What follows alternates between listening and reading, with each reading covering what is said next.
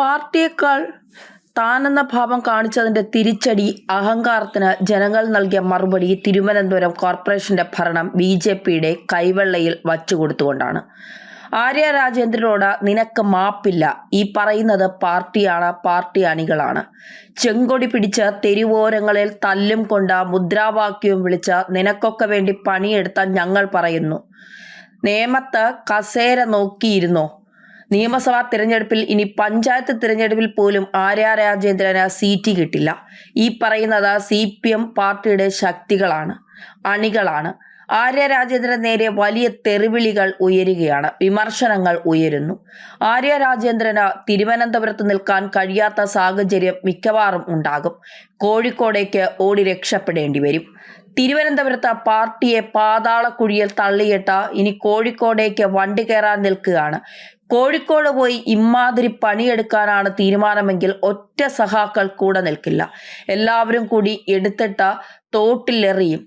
ആമിഴഞ്ചാൻ തോട്ടിലേക്ക് വലിച്ചെറിയും ആര്യ രാജേന്ദ്രനെ എന്നാണ് അണികൾ പറയുന്നത്. ആര്യ രാജേന്ദ്രൻ പടിയിറങ്ങുന്നതിന് മുൻപ് പറഞ്ഞ ചില പ്രസ്താവനകൾ ഉണ്ടായിരുന്നു. അതായത്, എൻ്റെ പ്രവർത്തന മികവ് കൊണ്ട് തിരുവനന്തപുരം കോർപ്പറേഷനിൽ പുഷ്പം പോലെ ഇടതുപക്ഷം ജയിച്ചു കയറുമെന്ന്. എന്നാൽ കയറുകയല്ല, ഇടതുപക്ഷം കീറുകയാണ് ചെയ്തത്. അതിൻ്റെ കരി ഇളകി നിൽക്കെയാണ് ഓരോ CPM പ്രവർത്തകനും ഒന്നോർത്തു നോക്കണം. ആര്യ രാജേന്ദ്രന് നേരെ എത്രയോ വിമർശനങ്ങൾ ഇതിനോടകം ഉയർന്നു കഴിഞ്ഞതാണ്. അവരെ മേയർ സ്ഥാനത്ത് നിന്ന് മാറ്റണമെന്നും പോലും പാർട്ടിയിൽ മുറവിളി ഉയർന്നു. എന്നാൽ അപ്പോഴൊക്കെയും പിണറായി വിജയനുമായുള്ള ബന്ധം, പിണറായി വിജയന്റെ മകൾ വീണ വിജയനുമായി ഉണ്ടായിരുന്ന സൗഹൃദം, റിയാസുമായി ഉണ്ടായിരുന്ന സൗഹൃദ ബന്ധം, ഇതിൻ്റെയൊക്കെ പേരിൽ അധികാര കസേരയിൽ അള്ളിപ്പിടച്ച് കിടക്കുകയായിരുന്നു ആര്യ രാജേന്ദ്രൻ.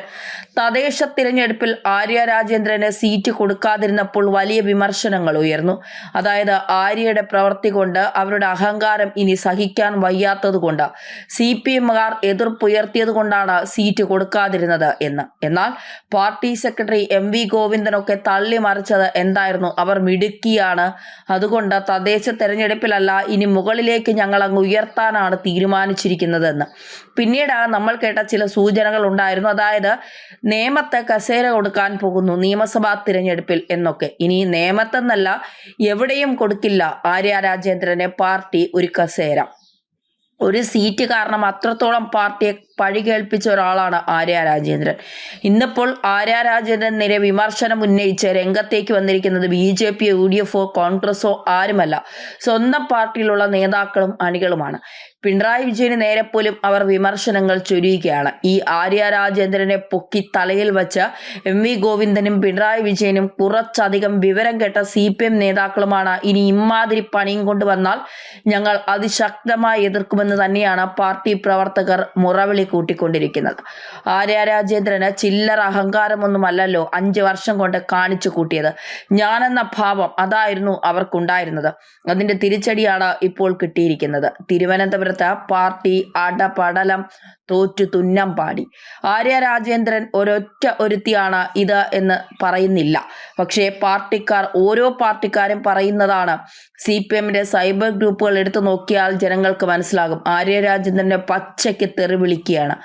ആര്യ രാജേന്ദ്രനെ മേയർ കസേരയിൽ കൊണ്ടിരുത്തിയപ്പോൾ CPM വച്ചലക്കിയത് ഞങ്ങൾ നവോത്ഥാനം ഉണ്ടാക്കുന്നു എന്നാണ്, സ്ത്രീപക്ഷമാണ് എന്ന് പറഞ്ഞുകൊണ്ടാണ്. ഏറ്റവും പ്രായം കുറഞ്ഞ ഒരു വനിതാ മേയർ ഇന്ത്യയിൽ ഏറ്റവും വലിയ ചരിത്രമാണ് എന്നാണ് CPM പറയുന്നത്. അതാണ് ഞങ്ങൾ നടപ്പാക്കിയത്. പറഞ്ഞത് ശരിയാണ്, അതൊരു ചരിത്രം തന്നെയായിരുന്നു, ഇല്ല എന്ന് പറയുന്നില്ല. പക്ഷെ ആ ചരിത്രം ഒരു മങ്ങലുമേൽ പ്പിക്കാതെ കാത്തു സൂക്ഷിക്കാൻ ആര്യ രാജേന്ദ്രൻ എന്ന സ്ത്രീക്ക് കഴിഞ്ഞില്ല. അങ്ങേയറ്റത്ത് അഹങ്കാരമായിരുന്നു അവർക്കുണ്ടായിരുന്നത്. അത് ഓരോ മലയാളിയും കണ്ടതാണ്. ഓരോ മലയാളിയും അവർക്ക് നേരെ വിമർശനം ഉന്നയിച്ചതാണ്. എന്നിട്ടും പാർട്ടിക്കായിരുന്നു നേരം വെളുക്കാതിരുന്നത്. ആ നേരം വെളുക്കാതിരുന്നതിനാണ് നേരം വെളുപ്പിച്ചുകൊണ്ട് ജനങ്ങൾ മറുപടി കൊടുത്തത്. തലസ്ഥാന നഗരത്തിന്റെ ഭാഗമാണ് BJP പിടിച്ചിരിക്കുന്നത്. ചില്ലറ ആഘോഷമല്ല BJP നടത്തിയത്. ഇനി അങ്ങോട്ട് BJP എങ്ങനെയാണ് എന്നുള്ളത് കാണിച്ചു തരാൻ പോവുകയാണ്. AKG സെന്ററിൽ വലിയ പൊട്ടിത്തെറിയാണ് ഉണ്ടായിരിക്കുന്നത്. ആര്യ രാജേന്ദ്രനെ ഇങ്ങനെ ചിറകിനടിയിൽ സൂക്ഷിച്ചതിന് ഓരോ നേതാക്കളും MV ഗോവിന്ദനും പിണറായി വിജയനെയും വിമർശിക്കുകയാണ്. തലസ്ഥാനത്ത് തല പൊക്കാൻ കഴിയാത്തൊരു ഗതികേടിലേക്ക് ഈ പ്രസ്ഥാനത്തെ കൊണ്ടെത്തിച്ചത് ആര്യ രാജേന്ദ്രൻ ഒരാളെന്നാണ് മുതിർന്ന നേതാക്കൾ തുറന്നടിക്കുന്നത്. AKG സെന്ററിന്റെ വാതിൽ ആര്യ രാജേന്ദ്രന് മുന്നിൽ കൊട്ടിയടയ്ക്കപ്പെടുകയാണ്. തദ്ദേശ തെരഞ്ഞെടുപ്പിൽ തന്നെ മത്സരിപ്പിക്കാത്തത് വിവാദങ്ങൾ ഭയന്നിട്ടല്ല എന്ന് ആര്യ രാജേന്ദ്രൻ മുൻപ് പ്രതികരിച്ചത് മത്സരിപ്പിക്കേണ്ട എന്ന് തീരുമാനിക്കാൻ പാർട്ടിക്ക് അവകാശമുണ്ടെന്നും ആര്യ മാധ്യമങ്ങളോട് സംസാരിച്ചപ്പോൾ പറഞ്ഞിരുന്നു. വാർഡിൽ സ്ഥാനാർത്ഥിയായാൽ അവിടെ മാത്രമായി ചുരുങ്ങിപ്പോകും. നിയമസഭയിലേക്ക് മത്സരിക്കാനോ ഇല്ലയോ എന്ന് ഇപ്പോൾ പറയാൻ കഴിയില്ല എന്നാണ് ആര്യ രാജേന്ദ്രൻ പറഞ്ഞത്. എന്തായാലും പാർട്ടി വല്ലാത്തൊരു നാണക്കേടിലേക്കാണ് പോയത്. കാരണം 2020 52 സീറ്റിൽ വൻ ഭൂരിപക്ഷത്തോടെ വിജയിച്ചു കയറിയ പാർട്ടിക്ക് 20 സീറ്റിലോ അല്ലെങ്കിൽ ആ 20ലധികം സീറ്റിലേക്ക് ഈ സമയത്ത് ഒതുങ്ങേണ്ടി വന്നു എന്ന് പറയുമ്പോൾ ഒന്ന് ആലോചിച്ച് നോക്കൂ.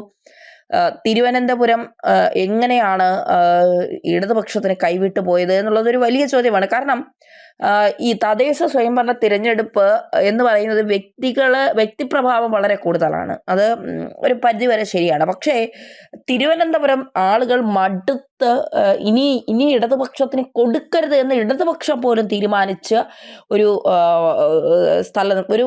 സ്ഥലമായിരുന്നു തിരുവനന്തപുരം കോർപ്പറേഷൻ എന്ന് പറയുന്നത്. എന്നിട്ട് പിണറായി വിജയന് നേരം വെളുത്തിട്ടില്ല. പുതിയ ക്യാപ്സ്യൂളുകളൊക്കെ ആയിട്ട് വരുന്നുണ്ട്. തിരുവനന്തപുരത്ത് BJP ജയിച്ചത് എന്തുകൊണ്ടാണ്? BJP ജയിക്കുന്നിടത്തെല്ലാം പിണറായി വിജയന് വർഗീയതയെ വെച്ചിട്ടാണ് BJP ജയിക്കുന്നത്. ജമാഅത്തുമായി കൂട്ടുകൂടാം, SDPIയുമായി കൂട്ടുകൂടാം, PFIയുമായി ഒക്കെ ഇവർക്ക് കൂട്ടുകൂടാം. അതൊന്നും വർഗീയതയല്ല. ഇന്ത്യ തകർക്കാൻ വേണ്ടി നിൽക്കുന്നവരോടൊപ്പം നിൽക്കുന്ന വോട്ട് വാങ്ങൽ ഇതൊന്നുമല്ല. BJP ജയിച്ചാൽ, പണ്ട് കോൺഗ്രസ് പറഞ്ഞിരുന്നത് BJP ജയിച്ചാൽ അവിടെ വോട്ട് ചോരിയും, കോൺഗ്രസ് ജയിച്ചാൽ ജനാധിപത്യം എന്നാണ്. ഇപ്പോൾ മുഖ്യമന്ത്രി പിണറായി വിജയൻ പുതിയ ക്യാപ്സ്യൂളുകളൊക്കെ ഇറക്കുകയാണ്. അതായത് തോറ്റത് എങ്ങനെയാണ് എന്ന് വിലയിരുത്താൻ പറ്റുന്നില്ല.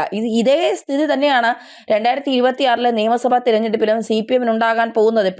ഇവിടെ ആര്യ രാജേന്ദ്രന്റെ കഴിവുകെട്ട ഭരണമാണ് തലസ്ഥാനം BJPയോടൊപ്പം നിന്നതെങ്കിൽ നിയമസഭാ തിരഞ്ഞെടുപ്പിൽ കേരളം മുഴുവൻ UDFനോടൊപ്പം അല്ലെങ്കിൽ UDFനോടൊപ്പം നിൽക്കാൻ പോകുന്നത് മറ്റാരെന്ന് പറയുമ്പോൾ BJP അത്ര വലിയ ഭരണകക്ഷിയാകും എന്നൊന്നും നമുക്ക് പറയാൻ കഴിയില്ല. UDFനോടൊപ്പം നിൽക്കുകയാണെങ്കിൽ അതിൻ്റെ പൂർണ്ണ ഉത്തരവാദിത്വം പിണറായി വിജയൻ എന്ന മുഖ്യമന്ത്രിക്ക് മാത്രമായിരിക്കും. കാരണം ഈ 10 വർഷം കൊണ്ട് പിണറായി വിജയൻ ജനങ്ങളോട് കാട്ടിക്കൂട്ടിയതൊക്കെ എണ്ണി അതിന് മറുപടി തന്നതാണ് UDFന് തദ്ദേശ സ്വയംഭരണ വിജയത്തിൽ അവരെ പോലും ഞെട്ടിച്ചുകൊണ്ട് ഞങ്ങളൊപ്പമുണ്ട് എന്ന് ജനങ്ങൾ കാണിച്ചു കൊടുത്തത്. അതുപോലെ തന്നെയാണ് BJPയും ഞങ്ങൾക്ക് അകറ്റി നിർത്താൻ കഴിയില്ല, അവരും ഞങ്ങൾക്കൊപ്പം വേണം എന്നുള്ളത് ജനങ്ങൾ തീരുമാനിച്ചതാണ് കേരളത്തിലെ എല്ലാ സ്ഥലങ്ങളിലും നില മെച്ചപ്പെടുത്താൻ BJPക്ക് കഴിഞ്ഞത് എന്നുള്ളത്. ഒരു കോർപ്പറേഷൻ പിടിച്ചു, ഗ്രാമപഞ്ചായത്തുകൾ അടക്കം BJPക്ക് വലിയ മുന്നേറ്റം ഉണ്ടായതും BJPയുടെ വോട്ടിംഗ് ഷെയർ വർദ്ധിപ്പിക്കാനും ഒക്കെ കഴിഞ്ഞത് പിണറായി വിജയൻ എന്ന് പറയുന്ന മുഖ്യമന്ത്രിയുടെ അനുഗ്രഹം ഒന്നുകൊണ്ട് മാത്രമാണ്. കാരണം ഇത്രയും വൃത്തികെട്ട ഒരു ഭരണം അത് ജനങ്ങൾ വല്ലാതെ മടുത്തു കഴിഞ്ഞു. ഇനി എത്രയൊക്കെ ക്യാപ്സ്യൂൾ ഇറക്കിയിട്ട് കാര്യമില്ല. ഇനി ഒട്ട് ഭരിക്കാമെന്ന് മോഹിക്കുകയും വേണ്ട. കാരണം ജനങ്ങൾ ഇപ്പോഴേ വിധി എഴുതി കഴിഞ്ഞു എന്നുള്ളത് ഇനിയെങ്കിലും CPM മനസ്സിലാക്കിയാൽ നന്നായിരിക്കും.